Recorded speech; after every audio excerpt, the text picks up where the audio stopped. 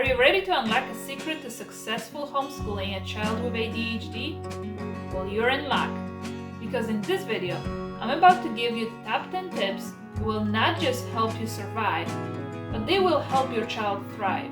From clever time management strategies to engaging learning techniques, we've got you covered.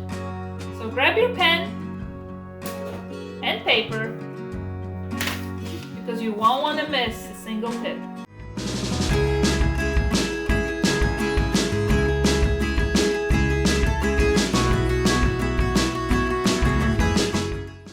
So my son is 10 years old now, and homeschooling a child with ADHD can definitely be a struggle, but over the years, we found ways that helped us cope with it and actually be successful with homeschooling. Tip number 1, visual clock to stay on track.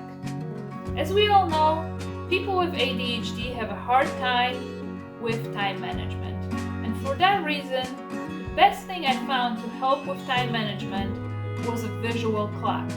I got this clock with a white background off of Amazon. I just took the glass off and I colored with a marker different times with different colors. So when we do school, on average, we know that math should take about an hour. So from 9 to 10, we do math, then comes history, and so on. Each subject has its own color.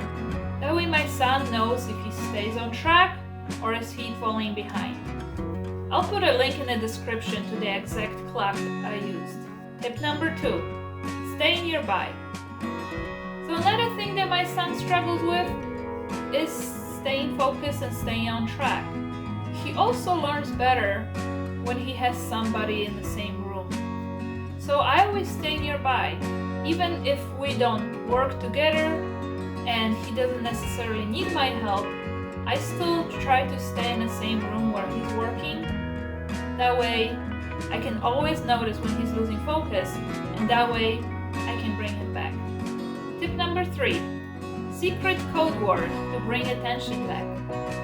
So while he's working and I stay nearby, if I notice that he's losing attention and his brain is drifting away, saying, "Hey, focus, pay attention," can just sound like nagging all the time.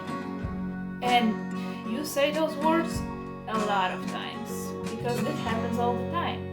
So what can you do to not sound like you're nagging? Well, we developed our secret word.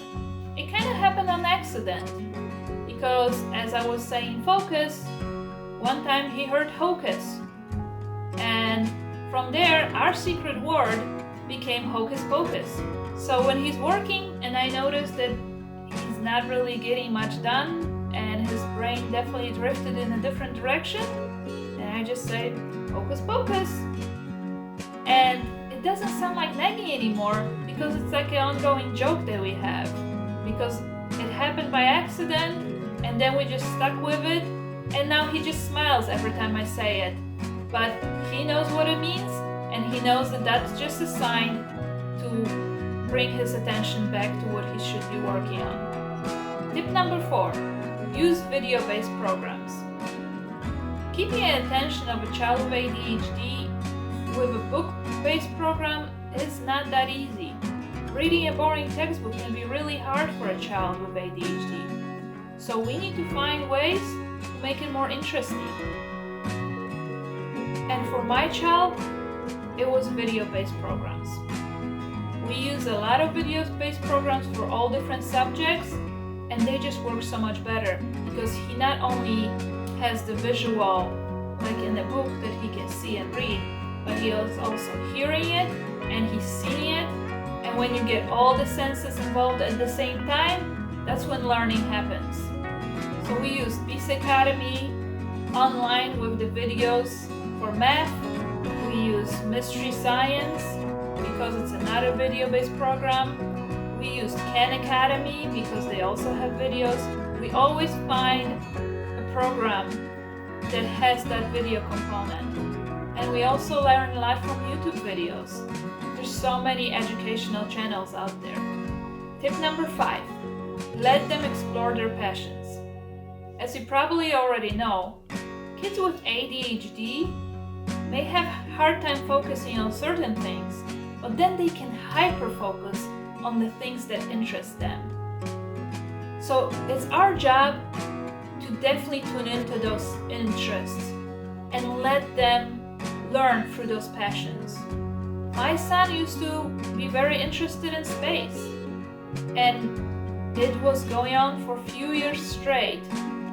We went through so many books and solar system models. You could think that we learn everything there is about space, but sometimes that's just what you need to do. Create some interest-led unit studies. Let them be excited about school. Let them be excited about what they're learning about. Let them explore those passions and then find a way how to add other components that they may not like math or language arts, into what they're learning about. 6. Use planners to organize their work. Organization is the key to success when it comes to ADHD. So you need to make sure that your child, especially as they get older, start using a planner. And I'm not just talking about a teacher planner that you have for yourself. I'm talking about student planner. For us, the best planner we found was an online planner. We use Trello to organize our work.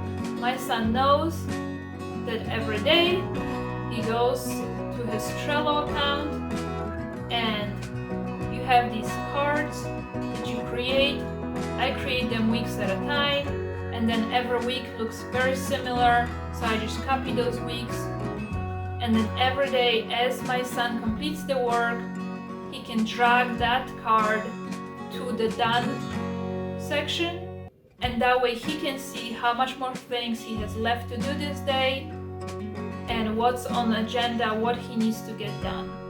Using that planner definitely helped us stay on task and get organized and get stuff done, because before he would start working on something, it would just take a long time, and then he would be like, well, I've been working for hours already, but he only got math done. So now he knows how many different things he needs to get done every day. He knows how much time it should take because of the use of the visual clock. That way he knows if he's falling behind, he knows he should try to focus more to get stuff done quicker, or he will just not finish his school day in time. Tip number 7, give opportunity for movement. Movement is so important when it comes to ADHD. Kids cannot just sit at the desk for hours and do their work. They have to move, and where they sit and how they sit really matters. So the most important is that they are free to move, free to sit wherever they want. I like to give them different tools and seats options so they can choose how they would like to be comfortable. So we have this donut seat that's just blow up. You can buy different sizes. They come in different colors, and they can just bounce a little bit on it. It's really fun and interesting and a little bit different than most other chairs. We also have this rocking chair that's designed for ADHD kids. It lets you rock on a chair, but it never tips over. It just has this brake built in that is very safe for kids. We also do a lot of school on the couch or wherever else they feel comfortable. If they want to sit upside down, that's fine with me. As long as they're working, I really don't care where they are, if they're standing or if they're sitting or if they're laying on the floor. I really don't care, as long as stuff gets done. And while we're talking about movement, tip number 8 is take movement breaks. Kids need a lot of breaks, and while they're on the break, it's important that they keep moving. So I have multiple movement breaks built into our day.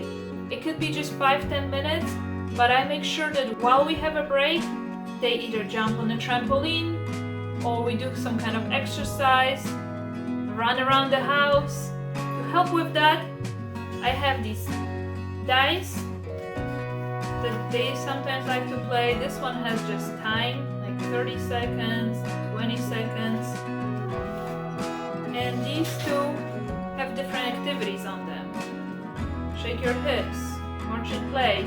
and dance, zombie walk, bridge, jump frog, crab walk. So they just roll these dice and do that activity. It's a fun way for them to incorporate some kind of movement. Another way I incorporate movement into our breaks is I use this dice. And this dice has 18 sides with different letters on them. And then I made a sheet with different letters of alphabet, and each letter corresponds to a different activity or an exercise. If they roll a dice and it lands on A, they do 10 push-ups. If it lands on an H, they do jumping jacks, and so on. Tip number 9, make adjustments if something isn't working. So if you're doing your best and homeschooling is just a struggle, maybe it's time to just step back. Maybe you need to change the curriculum. We change our curriculum very often. I always try to buy the curriculum used, so I don't feel bad about changing it. We use a lot of group buys to get discounts because kids with ADHD don't like to be bored. And after a while, almost any curriculum can just become boring. So when that happens, I just know it's time for a change. So we just use some different curriculum just to bring the spark and interest back into the studies. And then eventually we might just come back to that other curriculum. But it's definitely not worth the fight and struggle. So if your child pushes back a lot and doesn't want to do something, just step back, look for something new. A lot of times when I get a pushback from my son, it's usually about writing things down. So if there's a curriculum that requires a lot of writing, it's okay if they just answer orally. You still know they're learning. They don't have to write everything down. And again, combine that learning with the movement. They don't have to sit down and take a quiz. You can quiz them while they're jumping on the trampoline. They'll learn so much more that way. Another problem that you might have with your curriculum is it might be overwhelming if there's too many problems on a page. If that's the case, maybe cover some of those problems with a piece of paper so they only see few problems at a time. Or rewrite it, present it in some different way where you can show them only one problem at a time. Again, I like a lot of online curriculums because with an online program, they only show you one problem at a time. So kids don't get so overwhelmed. There's still so many problems that they have to do. And after all of that, if it's still not working, feel free to outsource a subject. So if you're struggling particularly with just one subject, maybe find some online tutors or classes on OutSchool where you can have somebody else teach that subject. Sometimes that's all you might need to do to get rid of the struggle. There's no shame in that. Tip number 10, use audiobooks. Audiobooks can be great for kids with ADHD. It still counts as reading. So my son was very advanced in reading. However, he struggled with comprehension. And for a long time, I didn't know why. What can I do to close that gap? His reading level was way up high, but then I knew that he couldn't comprehend even the easy books. And then I noticed the difference once we started using audiobooks at the same time while he was looking at the book and following along in text. That's the bridge that we were missing for the comprehension. If he was just reading a book, he had a hard time to stay focused on it. So he would read it, but he would not remember what he just read. But while he was hearing the book and looking at the book and following along, if he got the input from his ears and from his eyes at the same time, that's all he needed to make the connection to stay focused for a longer period of time. So, audiobooks were a huge help for us when it comes to comprehension and reading books. So I hope you found these tips helpful. Please like and subscribe this channel if you want to see more videos like this one. And check out some of my other videos to help you find the best curriculum.